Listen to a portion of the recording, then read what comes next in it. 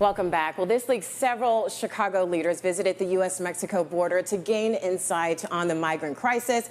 Sixth Ward Alderman William Hall, part of that group. Alderman Hall joining us this morning to talk all about that trip. And Alderman, you visited 4 cities in Texas: El Paso, San Antonio, McAllen, and Brownsville. So let's start with what new information did you get, and how do you plan to use that here in Chicago? Yeah, what information I got is that the federal government has funded these border cities, the interior cities, and so their distress on the municipal budget is nowhere near ours. And so with the emergency declaration in El Paso, all the wraparound services you can imagine. So the federal government has supported border operations, and we've been abandoned here in Chicago.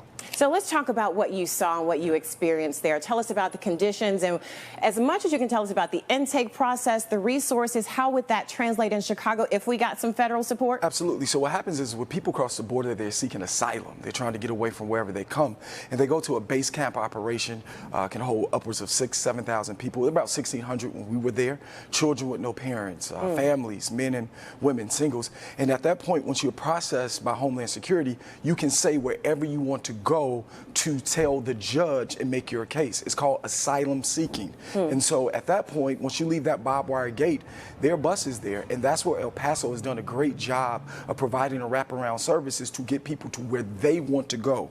And then there's Governor Abbott's bus that grabs bodies, keeps bodies on the bus for 12, 13 hours, no bathroom breaks, and takes them to wherever he wants them to go. Most of the cases, it's not where they want to go. And so what we see again is a failed border policy. Congress has let us down, and we need an immediate aid package from the president because we have upwards of over 30,000 people that say they want to make the case for asylum here in Chicago. Now, that's one thing I want to say is that there are friends, families, and sponsors here. So people are coming here to live with friends, families, and sponsors as well. Something interesting that I heard from you in a previous interview, and that there is direct messaging from Governor Abbott encouraging people to come to Chicago through social media, albeit whatever. What are people being told exists for them here? Yeah, there's a lot of misinformation. Now, you have to understand people are coming through jungles, people are coming through distress, and so the WhatsApp app, TikTok, is a vital part of their understanding. And so what Governor Abbott and others have done is use misinformation in social media.